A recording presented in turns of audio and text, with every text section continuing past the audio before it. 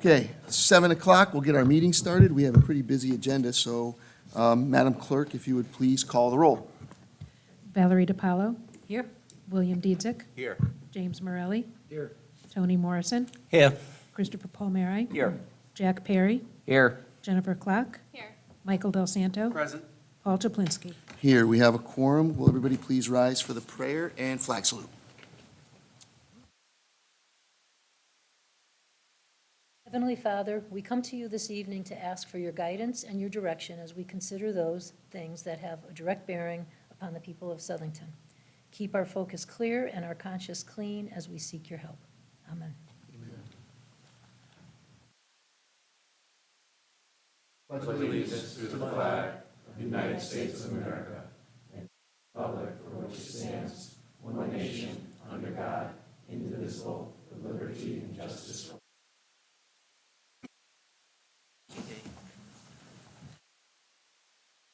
Okay.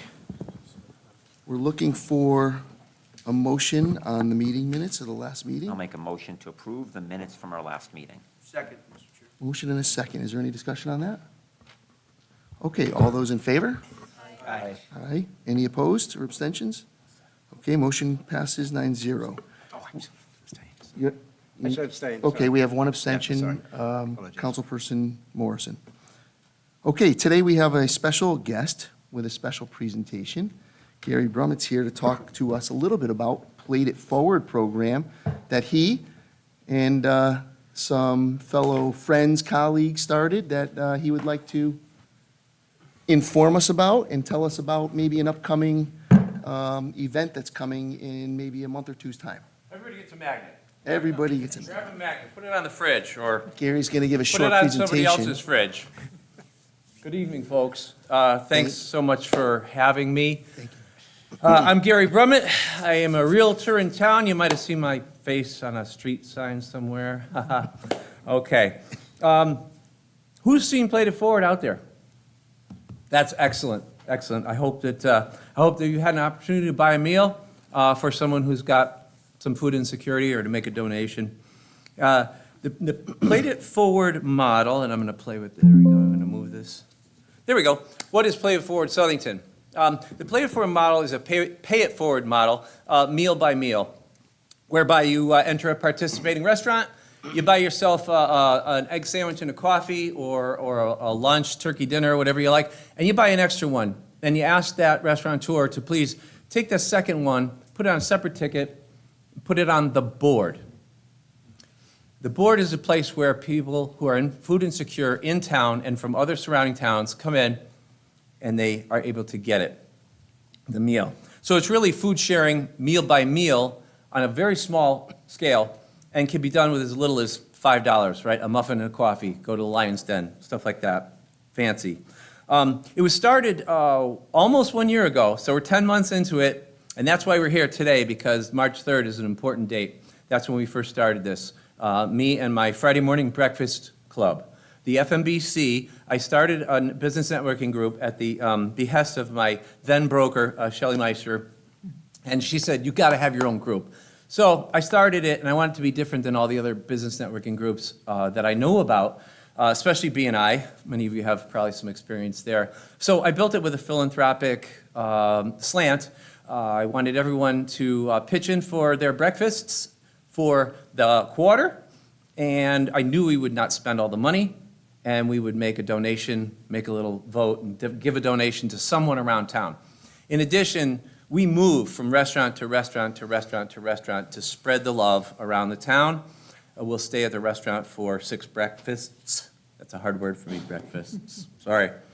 So we put in our $100. We end up with extra money. Over the months, every quarter, we make a donation. We've given to the Early Childhood Collaborative, Bread for Life, the Leaf Farm, and a bunch of other stuff. Actually, Ryan right here, Ryan Dumont from Goosehead Insurance is one of my colleagues, one of the original members of the Friday Morning Breakfast Club, Ryan. So let's see, Played It Forward. How does it work? Well, yeah, you buy a meal and they put it on the board basically.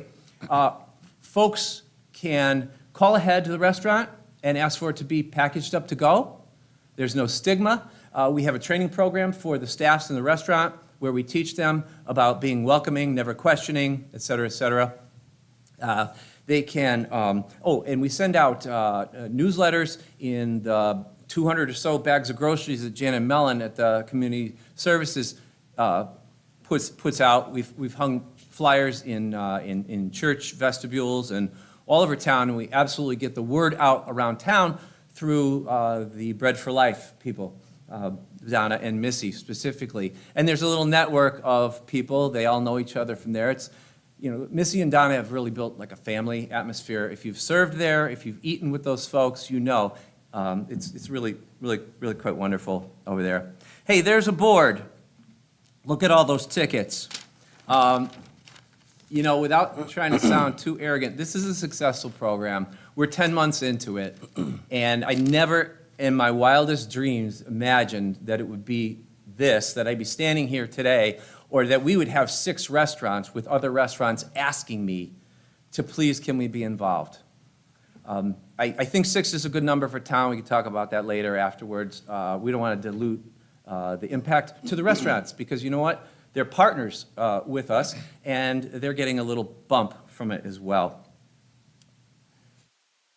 Tents with the QR code. There you go. Let's see. Let's do one more. There you go. Everybody, take your cell phone out for me. Come on. Take a picture of that We're thing. not supposed Here's to your- use our cell phones. but Oh, we'll never do it mind. for this. Come on, I'll let's try leave it. this It's on your around. magnet, All right? right. Yeah. It's Well, the it's QR on the magnet. magnet. It's on the magnet. So listen, that's going to take your phone directly to the Community Foundation of Greater New Britain's fund for Played It Forward Southington. The Community Foundation manages all of our money. The Community Foundation, as I'm sure you're all aware, oversees the 4 towns of Southington, Plainville, Berlin, and New Britain. Dave Obudzinski, Kayla, Jolene, all those folks, very, very good friends of mine, very close. They manage the funds. Donna Ayer at Bread for Life manages the disbursement of those funds. So if I have to buy something, I don't need to be a nonprofit officially myself, Gary Brummett, 503CB, blah, blah, blah, whatever it is. I don't know. But she just cuts me a check, and there's my receipts, and everybody signs off on it. It's all above board and legal.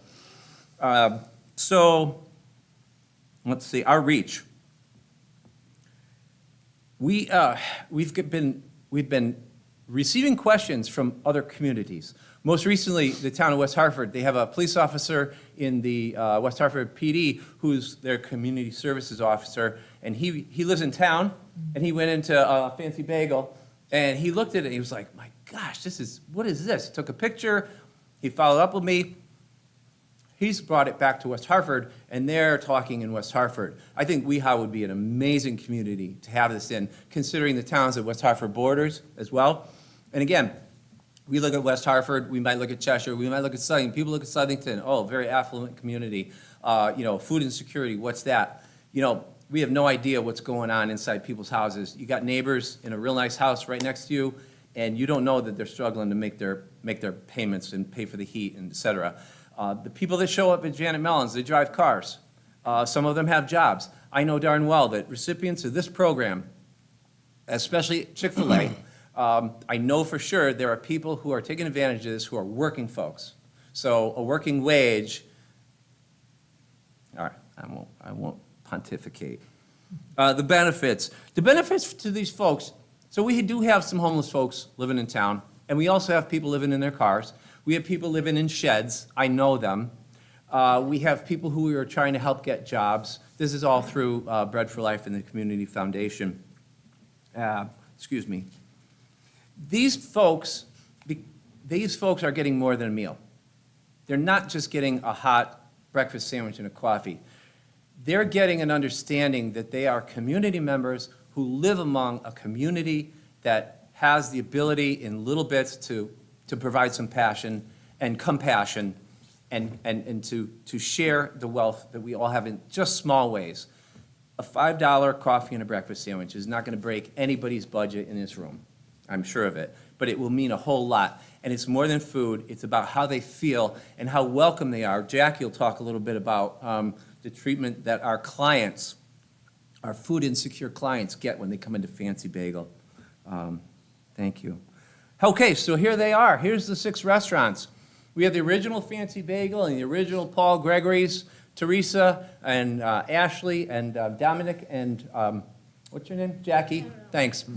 They were our first two restaurants. I'm going to tell you, without telling you who it was, I was rebuked by two restaurants in town who thought that they really didn't want to have anything to do with me and this program. So, what else do we got? We got Fancy Bagel Express. We have Chick-fil-A. And that was a hard one for me because I really wanted this to be hometown owners, operators. But Mike Hartman has shown through his operating of Chick-fil-A how vested he and his team and his franchise are really in the community. The things that Donna Ayer and Missy Cipriani were able to say about Mike Hartman up front, it took some turning around for me to say, yeah, let's do a chain. But I'm going to tell you, the number one restaurant that is always out of tickets, that does not have enough patrons to support what they give away, is Chick-fil-A. We get on the phone, Roger Dietz from RDS Media, you guys probably know him too. He's my contact person to the participating restaurants, and all he has to do is pick up the phone and call Dave Obudzinski, who's got a credit card. Dave comes over from New Britain, he slaps down a couple of $100, buys a bunch of meals at Chick-fil-A, and then they fill the board back up. And that's our money. It's drawn straight out of our fund there at, and we've got Lion's Den, awesome. Vinny, Lion's Den, Italian. Any of you guys from Italy, you know there's, they've got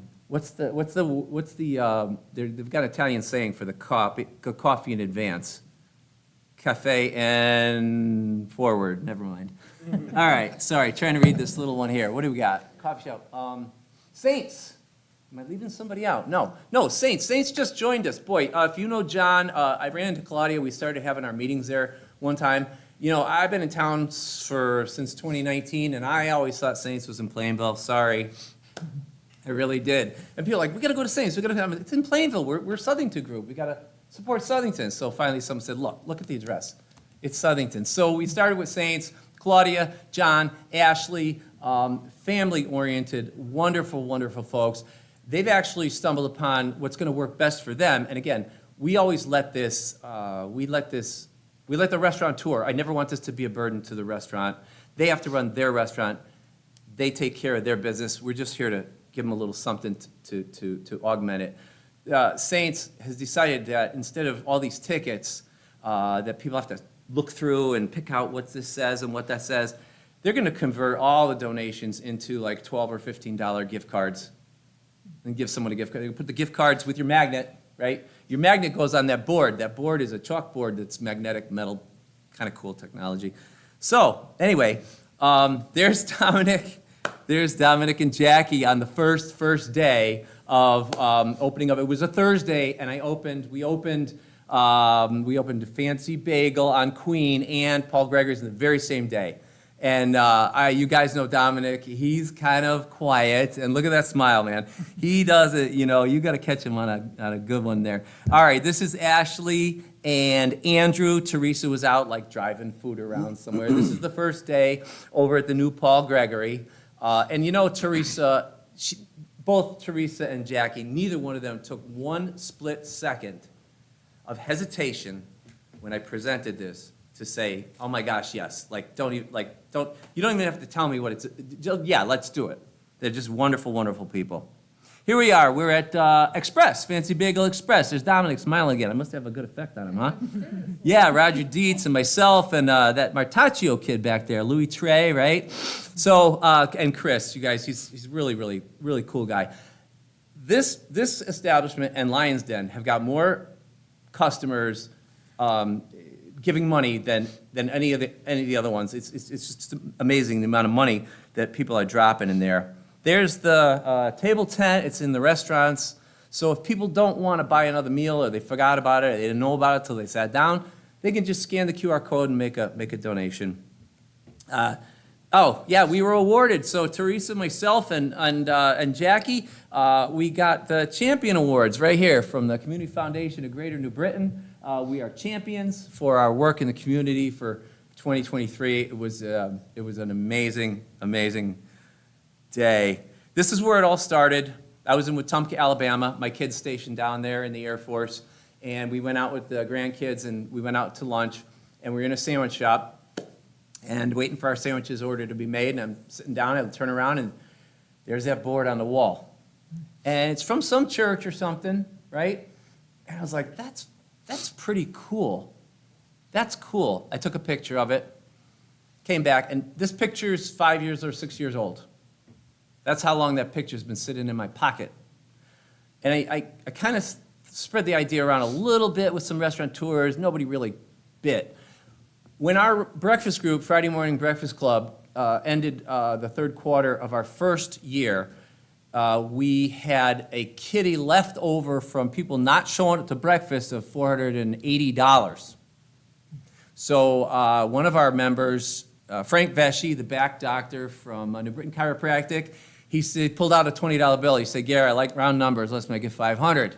I'm like, "Oh, this is money we can do something with." So sure enough, with $500 in my hand, I remembered this program. Sat down with Dave and Community Foundation, sat down with Donna, and we fleshed out how it would go, sourced all the products, put the whole thing together. What I guess I'd like to do right now is give Jackie a moment. You want to say something about your experiences? Okay. Jackie hugs everybody. If you haven't been in there for a hug, Yes. go ahead. Tell them some of your stuff, and then I'll come back and finish up. Okay. We're getting close to the end. Okay. Thank you for your time, everybody. First of all, we're very honored to do it. Our customers are amazing. We have done well over 500 tickets. There's not a day goes by where there's nothing on that board. I still have money from Dave to use, but everybody keeps coming and keeps donating, so I'll just put it aside till we need it. 99.9% of the people are all for it. They think it's the best thing that we could have done. They stand behind us. They stand behind the whole program. As far as giving the hugs, yeah, I was told, I had one girl came in, and she was really down and whatever, and she had this little piece of paper that said about the Plate It Forward. And I said, yeah, come on over here, look through, see what you need. So I gave her a hug, and she went back to Missy, and Donna said, I made her day because I gave her a hug. You could come in a three-piece suit. I don't care, because you could be going on a job interview. You could have just gotten laid off your job. We don't judge anybody. Anybody could come in, I don't care what you drive, whatever, and that's what it's for, and people do it. I have one lady comes in faithfully every week, every other week. She will buy one coffee, but yet she'll buy a meal every time for the board. And I'm just happy to say that our customers are really great, and if there's nothing up there, I'll put something on there, It's amazing. And just the gratification, it doesn't cost me anything. It doesn't cost Dominic anything. We're not losing any money at all. We're not gaining it, we're helping out people who need it, and everybody needs a hand every now and then. Let's face it, we've all been there, and it's gonna be around, so, thank you. Thanks, Jackie. Yeah, Thank you. Thanks, Jackie. all right, come on. I know. Can you get away from her? What Jackie's saying about putting meals on the board is true with all of the restaurateurs. Teresa, we have some corporate sponsorship. I skipped over a couple things. We have corporate sponsorship from COCC, which donates 10 meals a week directly through Paul Gregory's. We have received $1,000 from the Calvin East Foundation, and we receive $500 a quarter from Worldwide Wines and Spirits. Most of you probably know that dude. He's everywhere also. So, thank you. We're going to go real quick here. Basically, what we're looking for, the 3rd of March is actually the anniversary of the whole program. So it's 1 year. We have probably distributed over 10,000 meals, and I didn't have a chance to get with every single operator. We've been asking them to keep the tickets. I think we're at 1,000 meals a month for food insecure people. Hot meals, ready-to-eat meals, ready to go, and in 10 months. It's absolutely blown my mind. So what we're looking for, we've already reserved the the board on the town green or whatever it is, Joanne Kelleher with the Early Childhood Collaborative and Kelleher Creates, she's got that for us. We also got Susan Rulo Larson of Perfect Type making a banner the right size that's going to cover that. So we got a spot on the green for that week. What we'd really like to do is to get the town council and the town in general behind Plate It Forward Week. We can flesh out what that's going to look like. We're going to do a marketing blitz. I'm not sure we're absolutely going to get the Community Foundation and Bread for Life and Southington Community Services, and we'd like to include whoever from the town council would like to step up and do a little bit with this. Chris Poulos has committed already to doing a proclamation for, the establishment of blah, blah, blah, blah, whatever that stuff goes. So I guess, thank you so much for this opportunity. It's very, very important to me. I appreciate your time very much, and I would answer any questions, but I don't want to eat up too much of your time. So, thank you. Thank you. Thank you. Wonderful, Gary. Anybody have questions? Paul, can I just? Yes. Oh, yes, Sally, I'm sorry. Yeah, no, that's okay. And Gary, I just want to thank you for all you're doing with this. Thanks. Thank you very much. And I know you do work with Bread for Life with the honey company and the bread. I do. Right, I had a That's right. conversation with Donna. The Donna social Ayer this enterprise, morning. yes. Yes. The steering So, committee. so Donna could not be here tonight, but she asked me if I could just mention, I think Gary's familiar with it. So this book is called Free Lunch. I don't know if any of you have been able to find out about it yet. So what Bread for Life is doing, what Donna and Missy are doing, this is about food insecurity. They had a community conversation in September, I believe it was, to get it started with the community about food insecurity. And this book, the library is giving it out, Bread for Life is giving out copies, you can get it on Amazon. It's a true story about a gentleman. He talks about his, when he was in 6th grade, being in the free lunch program and all that went with that. So it's the stigma. It's a heartbreaking book, but also has kind of a good ending, if you will. It's kind of hard to say that it's good. But so what Donna is trying to do is she is getting the author, he lives in California, to be able to do a Zoom conference in the spring. So she's asking people to read the book, maybe in small groups, discuss it. There's questions that you can discuss. The library will have some facilitated book discussions. I just read it this weekend. I mean, it's a very quick read, if you sit down and read it. So it's just something to mention, because I think what you're doing is just so important, and a lot of it is about education, right? And having the community. There are a lot of people in our community who have food insecurity, and, we as town leaders need to be aware of that and to be helping with the education of that, and obviously, things that you're doing are just wonderful to do that. But I would encourage, council members, if you want to, get a copy of the book and read it, and Val, see about what happens. what she said about education, 12 months ago, I was the guy that thought that everyone who needed food didn't have a car and didn't have a house. Mm-hmm. So for me, food insecure people were only homeless people, right. and that's wrong. That's just not even close to the truth. Right, and when you read, you read this book, that's it exactly. Yeah. That's it exactly, and it's from the eyes of a 6th grader, right, going through what he's going through in middle school, which is enough, never mind, to have to step up to the woman at the end of the line when he has his food and give his name so she can check off, and he has to say free lunch, and just even being able to say that. So, yes. 60s were great, right? Yeah, well, I just, anyways, but I just wanted to do that for Donna. She couldn't be here tonight, but I did want to, it goes hand in hand with what you're doing, and, so thank Any you. other questions? Thank you, Councilwoman DiPaolo. Any other questions? Were we going to say something? I just said thank you. Okay. Gary, I had one question. Is there any thoughts to finding a partner on the south side of town, Meriden Waterbury Turnpike Road? I noticed A lot of the partners are either central or towards the north on Queen Street. Yes, there is, absolutely. Cool. And it's provided, I have one picked out for sure, and then there's a second. Yes, but haven't found it yet. Well, I think, we spoke before the holidays at one of the events, and you have my support, personal support as well, so please let me know what I can do to help and to attend. Be happy to, as we had said, issue a citation to help promote, Thank promote your efforts. Glad to see that you have the sign at the town green. It's going to be wonderful.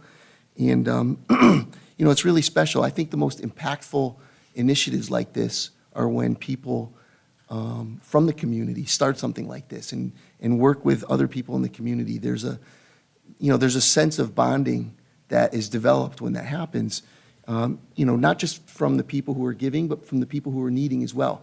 They see it, and, you mentioned food insecurity. People will go through cycles. Sometimes, you have a need and sometimes you don't.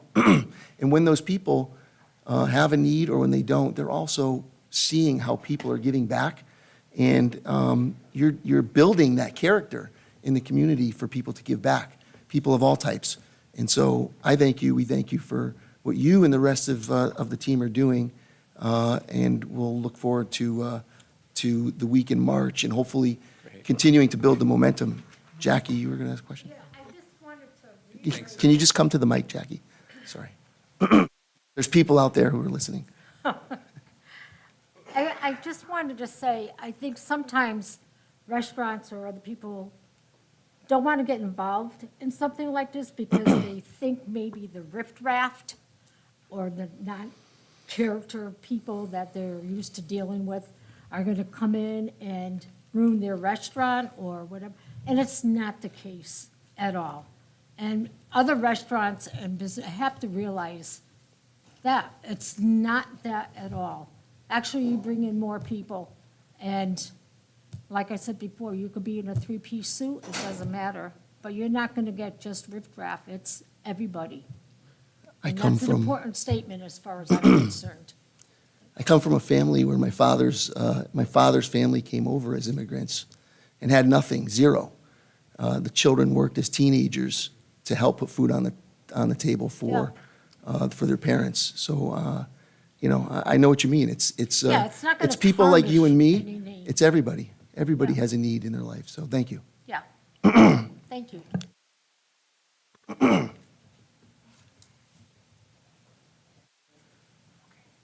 Okay.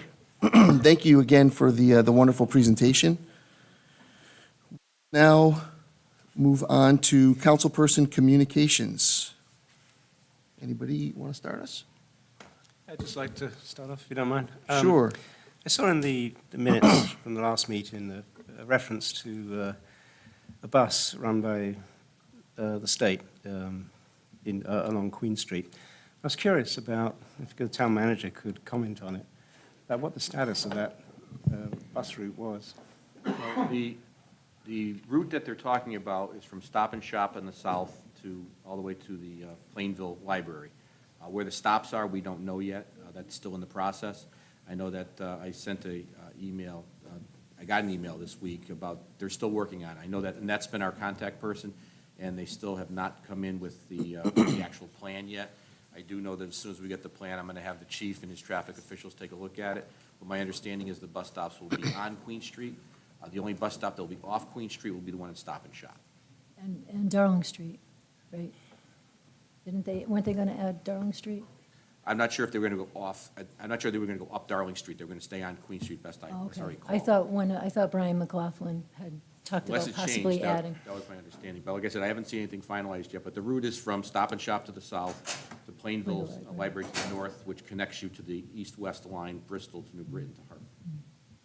And just a quick question to bring me up to speed. Why does the state want to do this? It seems like a bus route that won't exactly connect or go anywhere. So I was curious as to why the state is so keen on doing it when they've got lots of challenges elsewhere.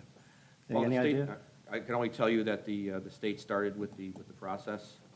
We, the town council, 2 councils ago, Yeah. told the state to continue the process.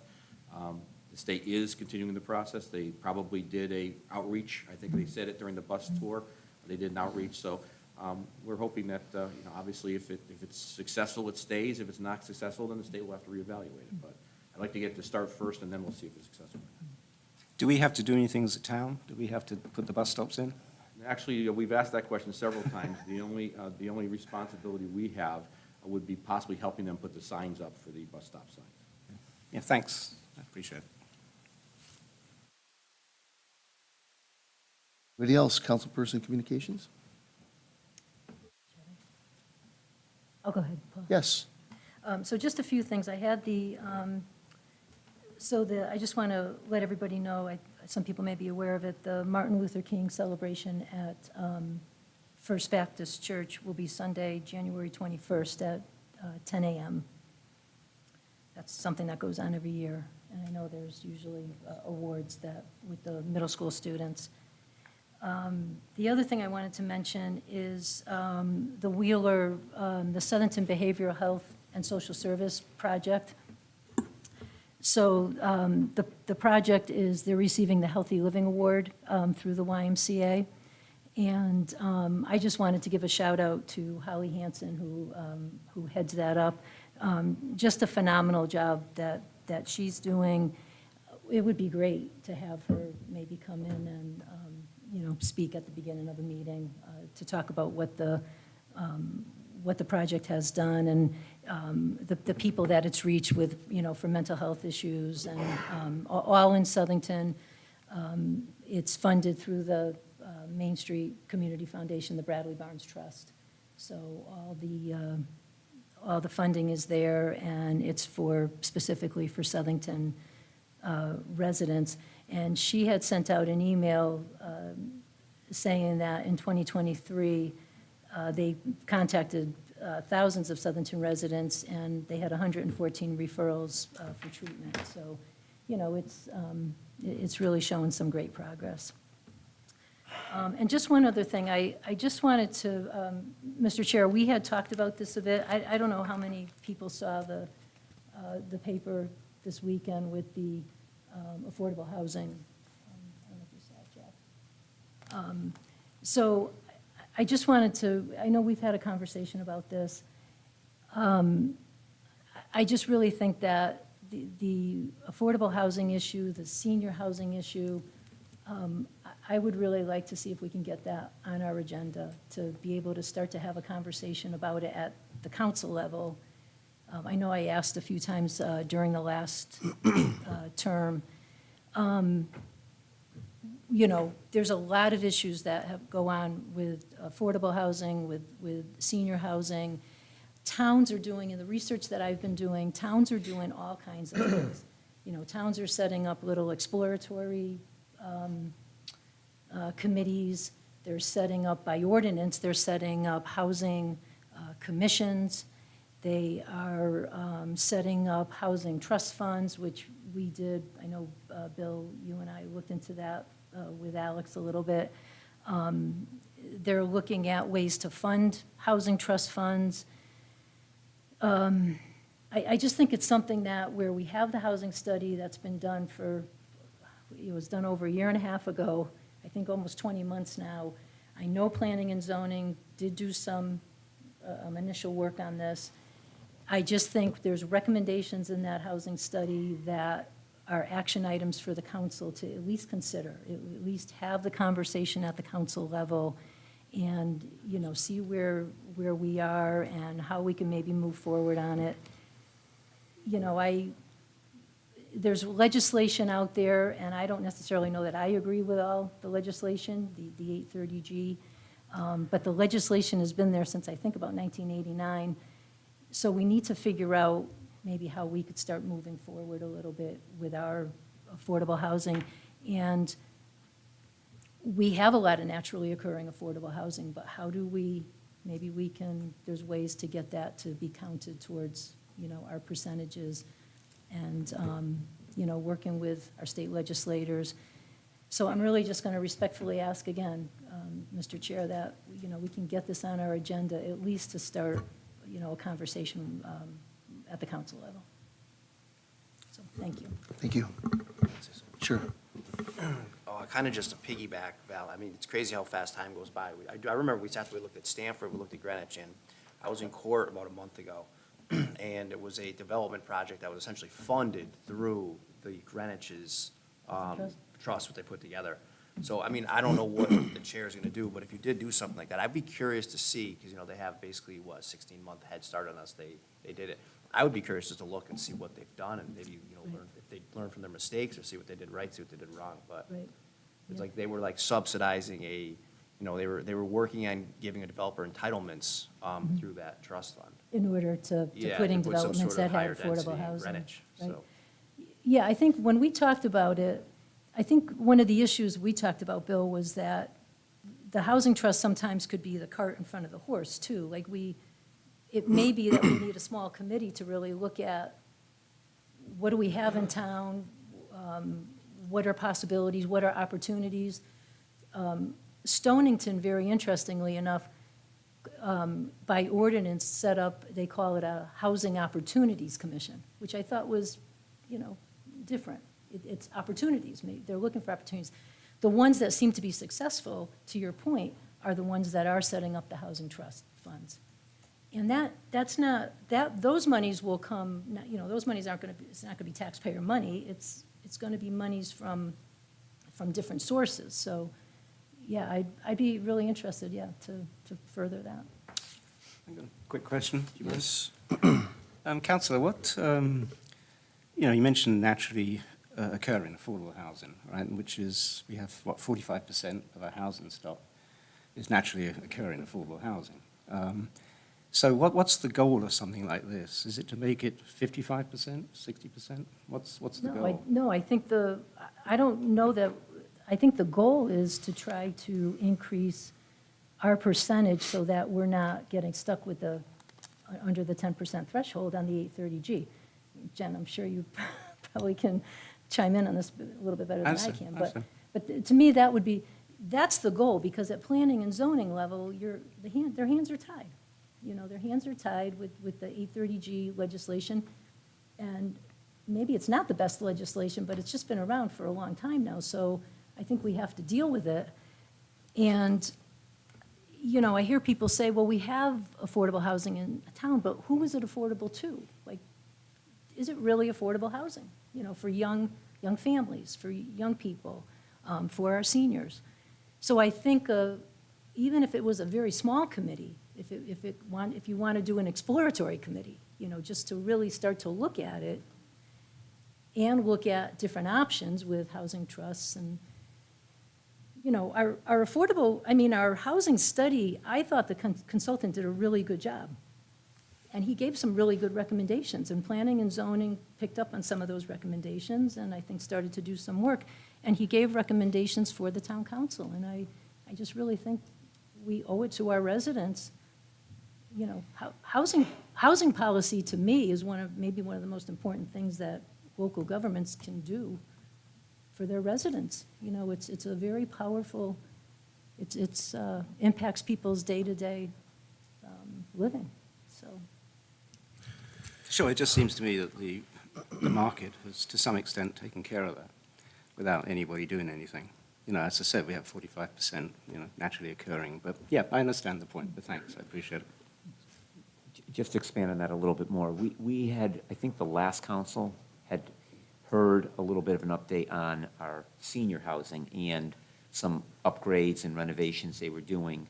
It's been a while. Can we get an update and hear where we're at with that process? They have a new director, so I'll speak with the chair, and if we can invite the new director at one of the next future meetings. Might be good just to get an update and at least start from there, because I know that we had done some of that work. There's a new director now, so just to hear where we're at. Okay, thank you, Councilman Palmieri, Councilwoman DiPaolo. I think that this is something that we probably want to talk to Chair Hammersley about as well, revisit that and start there. When it comes to housing, I think that, they're Southington's ultimate authority, so let's kind of revisit that a little bit. Let's talk about, what data we have. I also spoke to the chair last week on other topics. He had mentioned that they're also gearing up now for the 2026 Plan of Conservation and Development, which seems like it's a long ways away, but Jen knows It's quite the process and takes some time, so they're already beginning that planning process. There may be some intertwining here of initiatives that may be good for us to consider. So I appreciate the comments. I think it's something that shouldn't be exclusive to town council.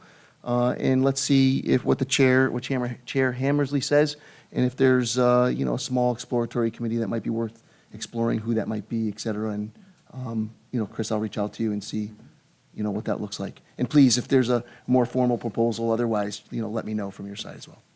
Okay? And I agree with you, by the way. I think, one of the first things we need to tackle is this state law, this 830G. It's the biggest burden on local communities that's so arbitrary. It was arbitrarily written, it's arbitrarily pushed onto the communities. And, I think communities should do on a regular basis an inventory through their plan of conservation and development of what type of housing they have and what's needed and how to make sure that there's a diverse portfolio. I know Southington has a diverse portfolio of housing on its books, but what does that look like? I think a formal look at that periodically is good, so thank you. Okay, others in councilperson communications? Going once, twice? Okay, I have two items. The first is I had the wonderful pleasure of attending the Sons of Italy installment ceremony this past weekend, where Tony Cusano was nominated and voted in as the president of the Sons of Italy. And, it was a bit surreal to attend and sit and listen to, some of the discussions that were going on about the Sons of Italy and other communities in Southington that help people. We heard about Played It Forward a little bit earlier. So we have so many organizations that are helping people. The Sons of Italy, rings personal for me, because of, I mentioned a little bit earlier about, my own personal family coming over as immigrants and, taking so much time and effort to build from nothing, coming over to live the American dream. And, that's really the foundation of organizations like the Sons of Italy, who are helping people who are trying to live their dreams. And whether it's helping them with the immigration process, helping them get a job, helping them with food insecurity, helping them find a home, helping them connect to friends, helping them build community. And, there was some really touching discussions and stories about families during the installation, and I was very appreciative to have had the opportunity to see Tony get sworn in, also see all the other people who are leading the Sons of Italy and also part of the Sons of Italy in our community. And I think it's really important, Val, the DiPaolo name, it goes back to the beginning with a number of the other names as well, so I'm sure you appreciate as well. So I love the Sons of Italy. it's just a beautiful thing. So it was really touching to go there, and I thank them for inviting me. So it's something that we have to protect and preserve in our community. Okay, the second thing and the last thing that I wanted to mention was I'd like to announce that we will have a town manager hiring subcommittee that we will put in place. The subcommittee is going to consist of myself and Councilman Palmieri, Councilman Del Santo, and Lara Nichols, who's our town government HR lead. And our ex officio on that will be the town attorney, Attorney Martaccio. And the goal of the subcommittee will be to help the town council get through the front end of the process, getting this position posted, going through the resumes and sifting through and figuring out, how many we have, and pre-screening some of the candidates to ensure that the town council gets the top candidates. And the goal will be to get the top 3 to 5 candidates. Hopefully, we have a bunch of candidates, so it's not just 3, but hopefully we have more than that to weed through. Our goal will be as a subcommittee to go through those. We plan to look at, what the attributes of a successful candidate. We'll get together and talk about that, and then Chris, you'll share that with your team. We'll share it with mine, and we'll ensure that we have a job description that goes out. Lara is working on putting together the draft. So here in the next week or so, hopefully we'll have a draft, Chris, that we'll share within the community. Once we get that, we can share it with the full council. And the hope is to get that posted. Lara will work to get that posted before the end of this month, hopefully a little bit sooner. The hope is that, we can go through the process of screening, getting the final candidates, and then the final candidates will be interviewed by the council as a whole, and we will all decide together as a team through an interview process who the town manager will be. Okay? So we'll kick that off shortly. Chris and I will work together and keep the communication flowing to the council, and we look forward to getting the applications going. I will say, Lara has also indicated that she's going to help us promote this, so she will work with both CCM, who's our regional agency, but also the CTCMA, which is the Town and City Managers Association. So all of Connecticut will have access. Everybody who is in Connecticut can see this posting. And of course, it's digital these days, so everybody pretty much around the world can see a digital posting. So more to follow on that, and we'll continue to update as we progress. The hope is that we can get somebody on board so that there's a small transition between the outgoing manager and the incoming manager. Just one other thing that we talked about that I'm hoping we can pursue is to look not just within the state of Connecticut, but also at least in New England, Massachusetts, New York, Rhode Island. I think it's reasonable to think that people may be interested in relocating to central Connecticut. So if we could at least just broaden the scope a little bit outside of the state of Connecticut. We're gonna post it, Chris, like I said, digitally. So when you post digitally on your social media and you get it to the regional facilities, I'm sure it gets picked up by other agencies. It's going to be in the newspaper. It's going to be out there. So we're not going to do a national search. I don't think we're going to spend the money to go beyond Connecticut. If we find in the first 4 to 6 weeks that we're not getting applicants, obviously we'll expand the search. But that's something that we can continue to talk about and talk to Lara about what vehicles she has. I suspect that the postings that she's going to do will be visible by many people outside of Connecticut. Okay. If there's no other councilperson communications, we're going to move on to reports of special committees. Apple Harvest.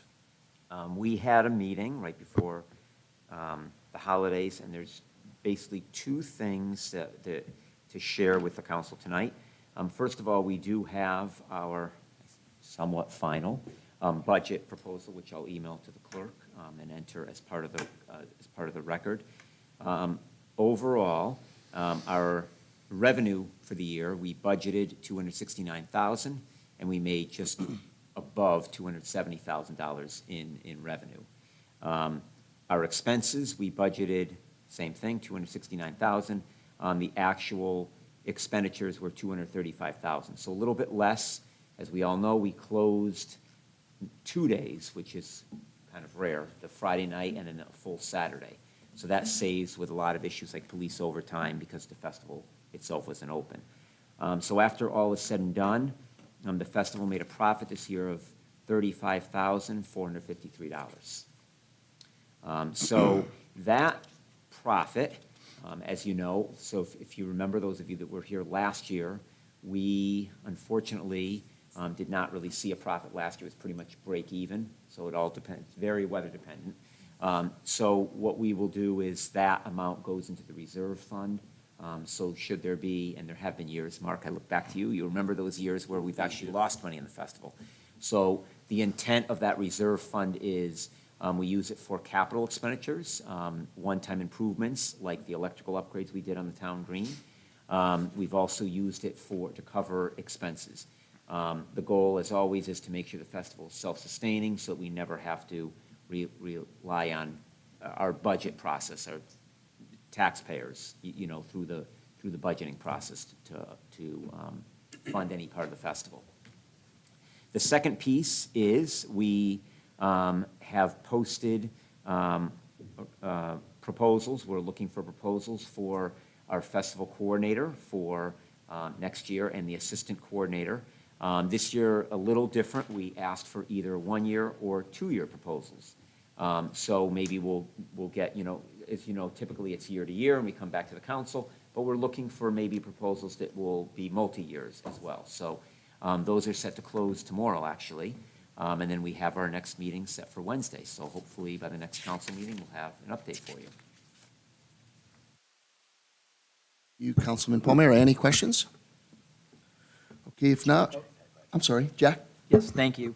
Chris? Yes. What is the current reserve fund with the Apple Harvest? Let me just pull that up. I think it's 150,000, but let me just pull it up.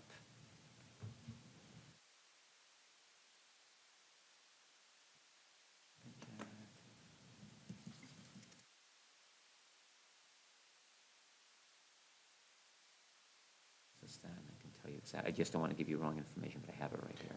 It was definitely north of 100,000. Yeah, I think it's 150,000, but again, I don't want to give wrong information.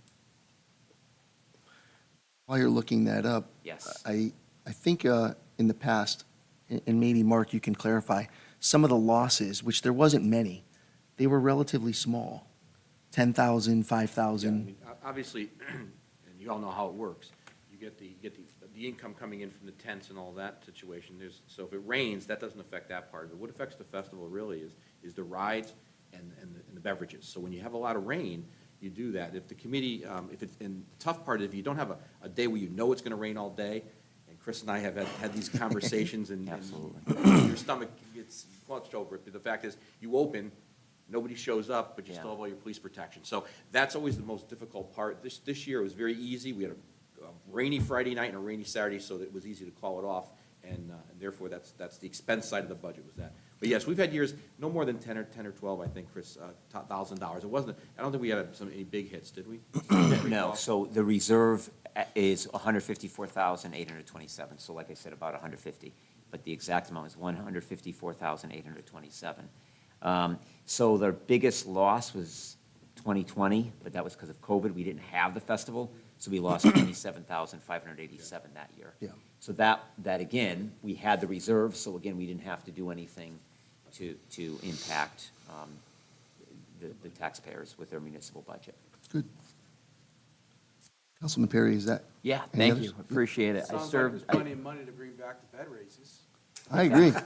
The Bed races, let's If go. we had volunteers to do it, we would do it.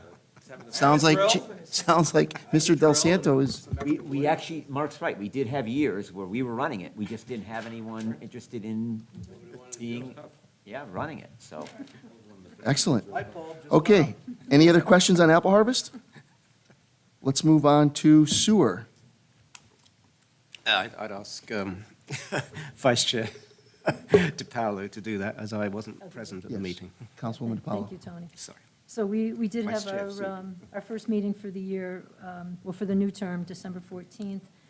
Just very briefly, the townwide sewer lining rehabilitation work continues. That's moving along really well. The West Queen Pump Station rehabilitation is complete. And the 3 pump station projects, that's the project that we're using the ARPA funds for. That one's getting very close to being completed. A substantial completion date of February 2nd, 2024 is looking pretty good. And then we have 2 items on our agenda tonight. The action on the manhole repairs and the action on the servicing of the pump stations. Just so the council's aware, the staff recommends, makes a favorable recommendation, and the subcommittee voted unanimously on both of those. Thank you. Excellent. Thank you, Councilwoman DiPaolo. Any questions? Okay, item C, meeting of the chairs. We had our first meeting, I would say, we boiled down to maybe 2 significant items. There were some others, but for the most part, we talked about the budget process. We know this year is going to be a tight budget, as it usually is in the past, so we'll have a lot of work to do. I'm sure, it's going to be even more challenging this year, because, that's what happens as time goes on, and it never gets easier. So let's look forward to the budget in the coming weeks. There's going to be some activity, I know, starting with Board of Finance, the Board of Education. There's going to be some workshops, so I would just ask everybody here to engage as much as possible, attend the workshops if you can, listen in, be sure that we know, where the requests are coming from, what they are, so that we are prepared at the council level to do that. The other big item was school referendums. We talked a little bit about, and I know that this has been published a bunch of times about the schools. The Board of Ed is working on kind of resetting, if you will, and looking at the elementary schools and, what to do with, we know we have elementary schools that need desperately to be renovated.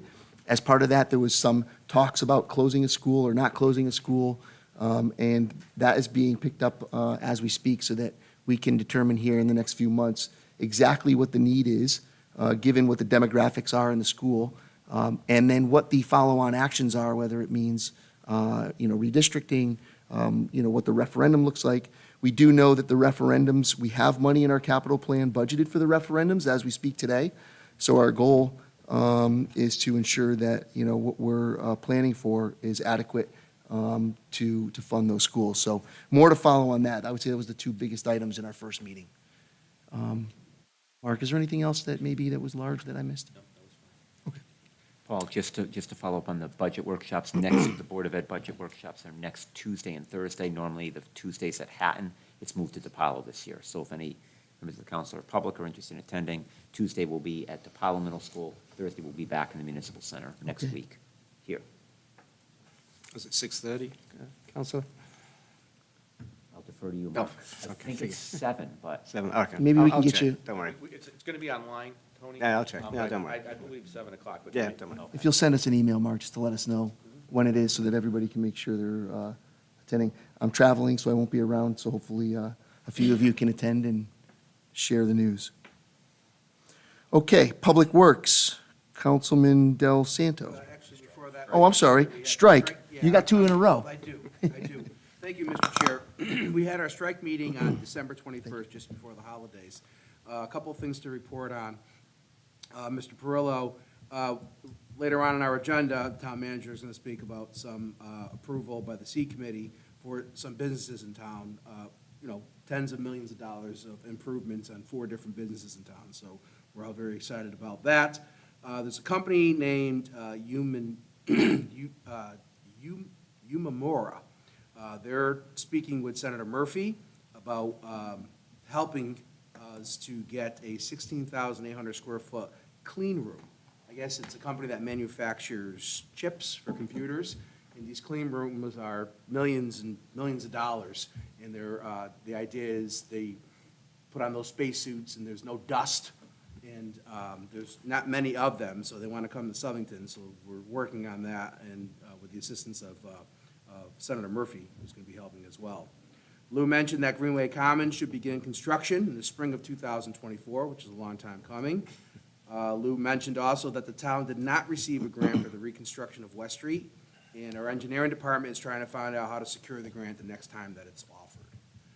And the big part is Lou actually came up with an idea for tax abatements outside of the enterprise zone. He spoke to the committee, and this would be specifically for sports and recreation instruction, theater companies, dinner theaters, sports teams and clubs, amusement and theme parks, and skiing facilities for improvements over $200,000 for a 5-year tax abatement of 50%. Then we talked about the benefits to the town, places like Mount Southington, who brings hundreds of thousands of people to the year in 3 or 4 months. Lake Compounds, almost 1 million people every year come to Southington. That's what these tax abatements would work for. Sorry, getting a spam call. And so that was voted unanimously by the board to send it for a public hearing here at town council. That should be coming, I'm not sure which meeting. Under my report, I'm recommending the 22nd. 22nd. You're here. Okay, yeah. So any questions? I'm not sure if I missed anything. I know Tony was there, I know Jack was there, but go ahead, Bill. Mike, I just got a question for you. I mean, maybe we can talk about it later on, but I know the chairman just said about how the meeting of the chairs, we might be looking at, potentially a tight budget cycle. Yeah. And I just want to make sure maybe the public understands, we have, as policymakers, we have tools. And I think what we believe is that, you incentivize businesses to come.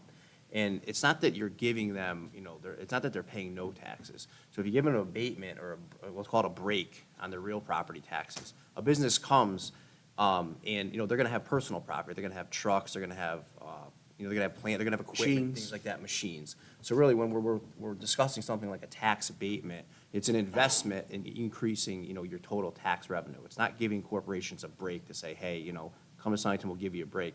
You know, it's a net positive to essentially our income. Is that, I don't want to Great speak for point, strike, Bill. but I'm That's just asking. exactly what it is, and we all know what's going on with the economy. Folks are struggling, so the first thing we hear is we're going to give businesses abatements. But you have to understand that, especially places like Mount Southington, they've got to stay fresh. They've got to compete with other mountains in the area. They just put $1 million into their facility with a new lift and new buildings. So they want to be here for a long time. So something like this is going to help them dramatically. You know, other businesses in town that maybe Paul mentioned earlier, Mr. Chair mentioned earlier about doing a reset. Some businesses, instead of, you know, on their last dying breath, they're going to pump some money into their place to try to bring it up to snuff and make it better. And these abatements are going to come in handy for them. So that's the way I see it. Yeah, and it's also, it's on improvements, so it's Yes. on stuff that doesn't exist yet, that we're trying to bring it in. Right. So if we don't do that, we don't get it. We don't get anything. That's the deal. Other Okay, thank you. questions? I'm not sure. Any other questions on economic strike? Mike, is that it for that one? That's it. Thank you, Mr. Chair. Okay, now Public Works. Moving right Item into E. Public Works, a little bit shorter. We had a couple of items that were worth mentioning. That was Wednesday, the 3rd of January. Ms. Turnquist reminded us that the transfer station is now open every other Saturday. She reported that new stickers at that time of the year will be available in mid-February. The first couple of weeks that they are available, they will be available at the transfer station. Then after that, you have to go to the Public Works Department on Mulberry Street to get them. So we'll make sure that, I'll make sure that I mention it probably at our next meeting, our next town council meeting after our next Public Works meeting to give folks a reminder on how to get those. There's many ways to get the transfer station. We spoke about the culvert across Old Turnpike Road. I know a lot of folks were concerned about that. They had to actually put some steel plates in the road, and they were concerned about the last snowstorm that happened, that the plow trucks weren't going to be able to plow. So last week, they shut the road down for about a day and a half, and they installed a temporary culvert until a permanent one could be designed. So it's in a good shape right now. Hopefully, it would last through the winter. Once the weather gets a little better, they'll go in and we're working on ways to get a more permanent type culvert there to address that issue. We also talked again about what we're going to use for the roads coming up next year. We all had some examples of the Cape Seal that Ms. Turnquist mentioned at our last meeting, so the board is going to go back and take a ride around town and look at those roads that were using the Cape Seal. I saw a bunch of them. It looks like they're holding up pretty well. They were all done in 2016 or 2017, so 7 or 8 years old. They still look pretty good. So that's more to follow on that. Hopefully by our February meeting, we're going to come up with a decision as to what we're going to use going forward. And it's a little cheaper than doing full pavings or rip-ups, so all that's going to be coming as well. Plantsville safety improvements, right now they're on winter shutdown. Obviously, we had some pretty bad weather last couple of days, so, and more bad weather is coming over the next couple of days. But if the weather does heat up and it's not inclement weather, these companies will come back and do what they can in the weather that we have. But the completion date is slated for September of 2024, so fingers crossed that that's going to happen. That's all I really had of importance from our meeting. I'm not sure Mr. Perry was there as well. Mr. Morelli was there. Anything I missed? Thank you. Any questions about that? Councilman Del Santo, any Just a quick questions? question. So on that, the seal that you Yeah, talked about, Cape Seal. what's the typical, like, life expectancy? I don't have that off the top of my head, Val. I can share with the whole council some of the roads that have been Cape sealed. Yep. And the information you're asking for, I can send that out to everyone. That'd be Just good. to see like how long Yeah, it no, I typically will do lasts. that. I think it's generally 10 to 15 years. Thought it was. Yeah. I was gonna It is? Yeah. 10 years is a solid number, and we're actually, we're very positive toward that one, so Yeah, I'm hoping Cape that Seal. that it goes that way. And then I've been studying that, because it'll let us do a lot more work instead of the mill and paving that we've been doing at this point. And I will say, for everyone's benefit, we said no to chip sale. Chip seal. No chip sale. But interestingly enough. We didn't even raise that, now Yes, stop. Now you're gonna say I don't. know, but the Cape Seal has an element of chip seal. It's a chip seal with an overlay on top of it, and it keeps it in place. So, I don't want to freak anyone out. It's not, no, I wish you could say that. Yeah, he's talking engineering terms, and, You're not gonna have any issues with Cape Seal that we had with chip seal. That's right. Whatsoever. yeah, I would be interested also in seeing the list of roads. Yes, I think it'd be I can great send for us that. to go out there, especially, given everything in the past, to Certainly ensure send that that everybody out. puts their eyes on this, if it's a topic of discussion for the future. Any other questions for Councilman Del Santo, Public Works? Thank you. Mr. Chair. Thank you. We're moving on to the Library Building Committee, item F. Councilman Morelli. Thank you, Mr. Chair. The Library Building Committee met last Wednesday, the 3rd, also. Several things were accomplished in that meeting. We did agree on the secondary finished material on the exterior of the building, so that was the green light go for the builder to get that started. We did also get a report that the plans for the addition, at least for the preliminary part of the addition, were completed. And so we're full steam ahead on the addition. We're also on schedule for the slab pouring on the main portion of the building, first floor, which was, I think it's going to be this week, actually. We're ahead of schedule on some of the fireproofing, and basically, we're on schedule for now Thanksgiving instead of September next fall.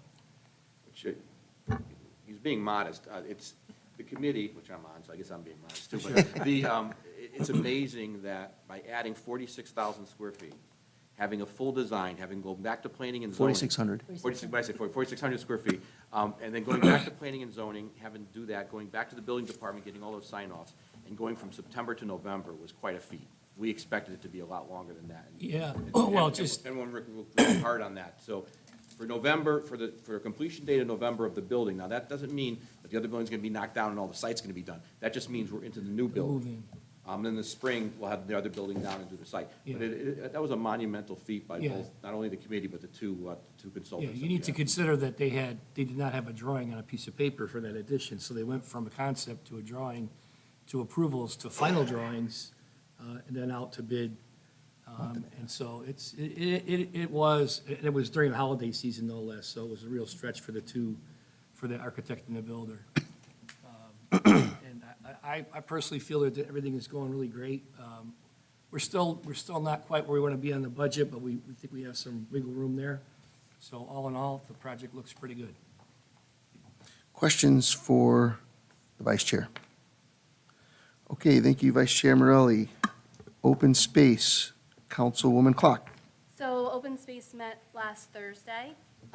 We have a couple grants that I want to talk about, but before that, I just want to say that I had the opportunity to revisit some of the open space pieces, the Grosky piece, the Leaf and Carabin. So thank you, Chairperson Chaplinsky, for guiding that for me. And it just made me have a small glimpse into their world and the history on that land. And so it sparked an idea that we talked about that I think we're going to focus on in the spring, which is pivoting our historical open space tour to a farm heritage open space tour to focus on all of these families that have been working so hard for this community for hundreds of years and are still working to preserve all of that for our community. So that was one of the things that we talked about.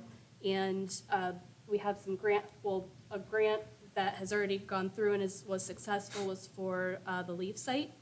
And that was for the soil replacement, so that was a successful grant. And then the next step is an irrigation system installation that's going to hopefully come to fruition within the next year. And also, we have an opportunity for a trail grant through the DEP, up to $1 million. So the town staff and Councilperson Palmieri are going to work on a list of hopefully some things that we can get funding for on that initiative. And did I leave anything out? No, but to that piece was left out of the minutes, so I don't know if we can add that in, and Representative Poulos is also working with us to try to secure some funding from the state. That's for the trail grant. Okay. So the other two grants were in there, but if we can add that to the minutes, that would be very much appreciated. And then, one more thing. Councilperson Palmieri is working on erecting a farm stand at the Pleasant Street farm. So, Hopefully for our next Eagle Scout project. Sounds great. so lots of things happening. Thank you, Councilwoman Clark. Any questions on open space? Excellent. We'll move on to item 6, Town Manager's Report. Mr. Town Manager. Thank you, Mr. Chair. On the Board of Finance minutes, please turn to page 2. There's 2 items I want to talk about, one on page 2. We'll start with that. We're looking very good on our revenue side. We have a positive variance of $1,566,000 on our revenues through November 30th. Those are mainly due to 2 issues. One is the building department fees. The other one is interest income. As you know, I budgeted 3%, but obviously interest rates are higher, so we're getting more money for that. So that therefore, we're doing very well on our revenue side. The only expense that's out of the ordinary is under legal fees, corporate counsel. That's $49,000. That's the Department of Health matter that we're handling with our ambulances. So other than that, everything else is a standard meeting. Happy to answer any questions that you have. Any questions for the Town Manager? Just one Board of question, Finance? Mr. Chair. Councilwoman DiPaolo. Mark, the section where John Leary talks about the rental fees on page 4, how do we rent out to out-of-town groups quite a bit, or is that?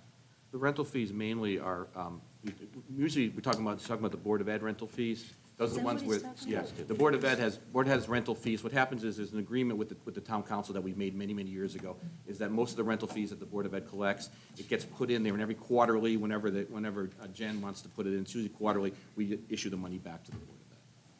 So, That's, Okay, so that's like, for example, Like the, for the school, like for the gymnasiums, the. Auditorium. yeah, the turf field. Okay, the field. but there's also other rental fees, sometimes still, I believe they used to have the College of the Deaf, I believe, used to rent some areas, but I don't know what's currently happening, but it does happen, the schools get rented for certain purposes, and then the money gets returned back to them. So he's saying they want to look at not renting that out Well, at all. he's talking about the cost benefit of that stuff. Whether it's worth it. The other aspect of it is that they usually cover, whoever rents, they usually cover the custodial costs. There's not a lot of out placement. But I do believe that if the Board of Ed was having a problem with that, they'd come to us and say, we're losing a lot of money on the rentals, and they haven't Right. done that, so. They haven't said Not that, their concern. okay. And Dave LaPre, as you know, handles the town side. We usually don't rent things. It's more of a scheduling Right. for town leagues. Right. And we don't make any money on that part of it. Okay, thank you. It's more so that it's tougher to schedule because there's a lot of people who want a lot of. Everybody's using and it. And there's not enough places for them to go, so. Right. Just to add on to that, Councilwoman DiPaolo's statement, it is important, and I'm not talking about out-of-town per se, but a lot of our civic groups use our facilities. So for example, community theater, dance troops. So I'd be opposed to just completely. No, abandoning. that's what I'm saying. If Yeah, it's no, for I town- if I it's for agree with you, town, right. Groups. And that's what we we also, want. from the town side, we have our civic groups, and I use it rent. All they do is cover the costs of the custodian, but they do the calendar house too. You'll notice when you have, I'm sure you've all been there, the breakfast we have there with all the Right. different community groups, that happens Right. too. So I agree with Mr. Palmero. I think Yeah. it's a function we need to continue to do. Absolutely. Okay, all right. Next item I have is an 824, which you sent to the Planning and Zoning Commission. Now it's back to you with a favorable recommendation. This is for the Water Department to install 490 feet, 12-inch water main on West Queen and Newell Street. Any questions on that? Not that I can answer them for you, but I'll try whatever I can on that. If not, then we've already touched upon this during the Sewer Committee report, but the committee, as well as the staff, is recommending that Huntington Power be awarded this bid and the sum of $5,369 for lift station generators. And if you have any questions, Val will be happy to answer any questions. The next one is the repair of 3 sanitary manholes. Martin Laredo Construction, Inc. is being recommended by both the staff and the subcommittee, and the project is worth $95,495, which includes the contingency.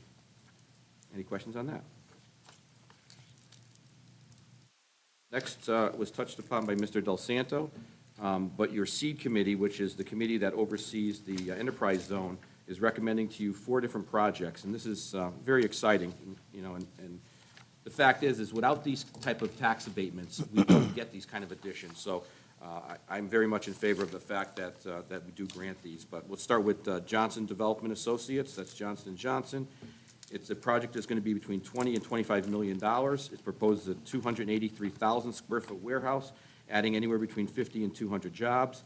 It's the normal tax abatement for the enterprise zone, which is a 10-year commercial tax abatement program and qualifies for tax abatement for real property improvements only and does not include personal property. I'm going to take them all at the same time, Mr. Chair, if that's okay with you. Sounds The good. next one is DZ Ice Inc. I'm sorry, LLC. They're adding on 7,900 square feet, approximately $1.8 million, and plan on adding 3 employees. And that's a tax abatement for 5 years, 80% manufacturing tax abatement, including personal property, under DECD Enterprise Zone. Now, if the state, for whatever reason, does not award it, then on the flip side is they're recommending the 7-year commercial abatement, which would qualify only for the real estate improvements and does not include personal property. Next one is Cava, which I'm sure we all know where that is, on West Street. Cava is building addition to their restaurant. This would be a tax abatement for 7 years, commercial tax abatement, qualifies for real property only and does not include the personal property. And finally, A. Dewey Pyle. They're building a 10,140 square foot addition, approximately $20 million, with an additional, let's see, 16,000 square foot 3-level parking garage for parking of 189 cars. They plan on adding 25 new employees, and their tax abatement would be 7-year commercial tax abatement, which qualifies for real property only and would not include personal property. And thank you to the seed committee for working so hard, and Mr. Perillo for bringing those toward us. It's wonderful. Any questions for the town manager? The next one was touched on by Mr. Del Santo. Some of you have been on the council for quite a long time, should remember that we had these before. This was the recreational tax abatement. What we do is we try and gear it toward areas for recreation because the destination location aspect of economic development. Normally, the last time we did it was taken advantage of by both Lake Compounds and Mount Southington. Now, as was mentioned before, this is only new property added to the grand list. This has nothing to do with what's already there. So if you look at it, this is the one where it says new, and it's a tax abatement, anything over $200,000, and it's for 5 years, 50%, 50%, 50%, 50%. And then after that, of course, it's 100% on the grand list. The Natick numbers, and that's the actual commercial numbers that they use for tax purposes and for development purposes, sports and recreation institutions, theater companies and dinner theaters, sports teams and clubs, amusement and theme parks, and skiing facilities. I'm recommending that you move that to public hearing for January 22nd at 7 PM in this room. Any questions on that? Oh, Mr. Chair, just a quick question. Yes, Councilwoman DePaula. Mark, there's no, on the 200, for the value, the 200,000 and over, there's no max on that, right? No. It just could be No, we, whatever, right? they Let them can keep- go as high as they want after $200,000. And then what I'm going to suggest is at the time of the public hearing, we add in the sunset. Most, in the councils in the past, those of you who've been on, we always did a 2-year sunset, but it's truly up to the council. If they do want to pass it, they could establish their own sunset or no sunset. So we could talk about that at the public hearing section. Okay? Thank you. And then I do have executive session tonight. It will discuss matters of security with both the police and the fire, and I also have a contractual matter, and there'll be no action outside of executive session. Okay, any other questions for the town manager? If I may, Mark, we'll take the tax abatements that need to be voted on E for new business individually, correct? Each one individually in E? Whatever you feel, yep, that's fine. You could do one, I'm suggesting you do them all at Do the them all? same time. Yeah. Okay, when we get there, if anybody has any issue with that, we can discuss You it. can then always we'll- pull them apart We'll at the take them time we vote, together. right. Okay, so we'll assume that they're coming together then. And then the last item to the town manager that you didn't mention, did you want to just mention the department head's notes? Yep, I put these in here. The department head minutes, we meet once a month, and it's really just a collaboration to see what other departments are doing, what we can do to assist each other. Is anyone doing any doubles that we can eliminate some of that stuff? Normally, I spoke with the chair, normally we don't do anything formal. But we did start the process of doing very brief summary minutes, just so you know what the departments are up to. And if you have any questions, you can certainly ask me those questions. The thought was just to give us a little bit of insights into everything that's going on and appreciate, what each department's working on. And, if something comes up that, we had further follow-up questions on, then it would give us the opportunity to see that. Okay, thank you, Mr. Town Manager. We're moving on to the Town Attorney's report. I have nothing to report, Mr. Chair. Excuse me. Okay, Except the cold. Yeah. accept the cold. You're getting it cold. Thank you, Lou. Lou, will you be staying for executive session as well? It's up to you. Yeah, I think it would be good if you stayed. Okay, moving on to public communications, item number 8. We will invite anybody from the public who would like to make a comment. Please come on up. Going once, twice. Don't everybody run? Sounds good. Looks like we're not keeping any time. We will move on from public communications. Item number 9, old business, action on report of finance. I'll make a motion to approve as presented. Is there a motion? A motion by Councilman Palmieri and Councilman Morrison is a second. Any discussion? All in favor? Aye. Any opposed or abstentions? Okay, motion passes 9-0. Item B, action on 824 for water main installation on West Queen Street. Make a So motion moved. to approve, Mr. Chair. Sorry, Val. So moved then, Lou. Okay, Thank you, Val, and Mike, your second? sure, fine. Okay. Right from under me. All in favor? Aye. Any opposed? Okay, motion passes 9-0. Item C, action on water pollution control recommendation for generator service. A motion to award to Huntington Power as outlined by the town manager. Second. Okay, any further discussion on that? Mark, you good with that? Fine with it? Okay, all in favor? Aye. Any opposed? Okay, motion passes. Item number D, action on water pollution control recommendation for sanitary manhole repairs. We're looking for a motion in the amount of $95,459. I'll make that motion to approve, Mr. Chair. Thank you, Councilman Del Santo Second? and Councilman DiPaolo. Any discussion? Okay, all in favor? Aye. Any opposed? Okay, motion passes unanimously. Unless anybody has an objection, we will take item E, all of the recommendations from the enterprise zone tax abatements.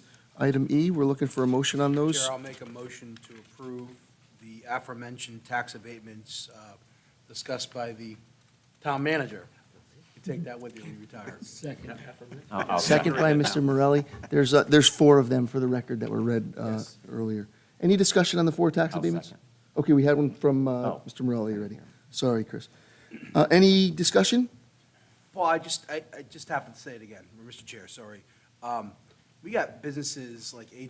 Powell adding another $20 million. I mean, I see those trucks everywhere.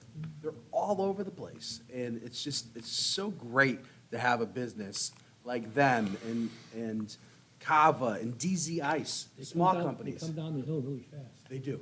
Come down quick, but that's okay. That's okay. I mean, tens of millions of dollars and reinvested into the town of Southington. Started in Southern. Yeah, DZ Ice. They do all the ice for like the Civic Center and Bridgeport. It's just great. I love seeing it. Longstanding businesses, homegrown as well. It's Yep. wonderful.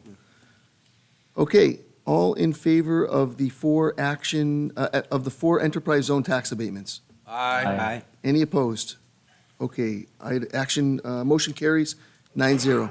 And we're looking for a motion on the scheduling of the public hearing on tax abatements, tax abatement ordinance for January 22nd, 2024. I'll make that motion, Mr. Chair. Okay, Mr. Del I'll Santo? second. And Councilman Palmieri? Any At 7 PM. At 7 PM, In this room. right here. Any questions? Discussion? Okay, all in favor? Aye. Any opposed? Okay, motion passes unanimously. Okay, new business, tax refunds. Mr. Chair, I make a motion to approve the tax refunds that are presented in our packet. Thank you, Councilman Second. Perry. And Councilman Dietzig, any discussions? All in favor?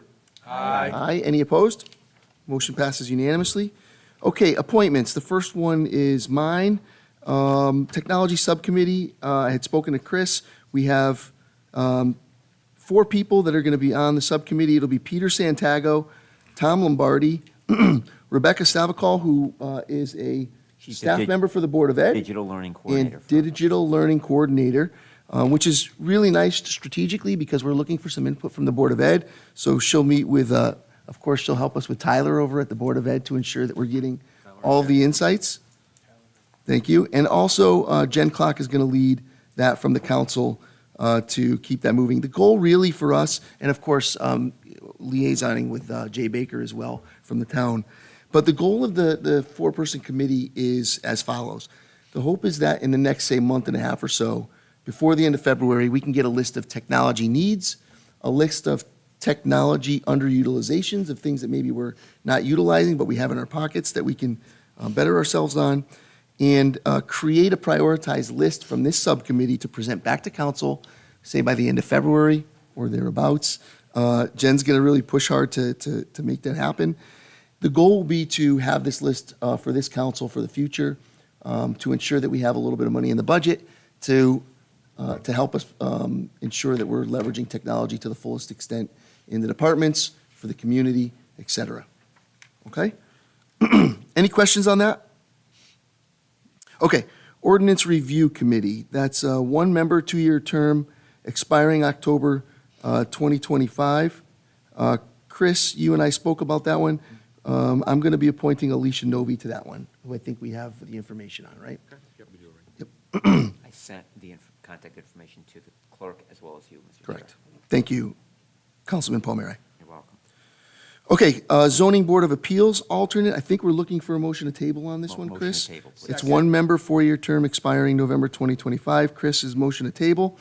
Mike, second. All in favor? Aye. Any opposed? Okay, motion carries unanimously. Mr. Chair, I'd like to make a motion. Before you make that, is it okay? I just want to make one comment. I just wanted to give you a little sneak peek. We have a couple special guests that I'm hoping to invite the next meeting, just to get you all amped up and ready. Next meeting, we're going to invite the Venom cheerleaders, who are national title winners, to recognize the efforts in the national title and also for attending nationals. Be aggressive. Thank you, Mike. And then in the month of January, I'd like to get the Eagle Scouts as well. We've had the Eagle Scouts here in the past. I'd like to have the Eagle Scouts. There's been some Eagle Scouts who have been promoted here in the last 6 or 8 months, so we'll invite them back. If anybody has an Eagle Scout that we missed, let me know. I'll pass the names out beforehand, but let's make sure we recognize all the Eagle Scouts who are doing great things in our community in the February meeting. Okay, now we're looking for a motion into executive Motion to session. adjourn into executive session, barring the press and the public, but including. Okay, let me start. It's going to be the two chiefs from fire, the chief from police. We have Commissioner, you going in? Police commissioners going in, and then, oh, Mr. Meredith. detective. Lieutenant, what do you want to be today? Mr. Mayor Hall, and that's going to be part 1, and part 2 will be contractual matters, and we're going to have a phone conversation with Attorney Jared Lucan, who's our labor lawyer. That'll be Excellent. part 2. Part 2, so we'll dismiss everybody for after part 1, except for counsel and the town attorney, who will stay. Okay, so we have a motion from Mr. Del Santo. Second. Second. There is no action after this, just to remind everybody. All in favor? Aye. Any opposed? All right, motion carries. We'll do a quick 2 or 3 minute bio break. Bio. Bio break. Biology break.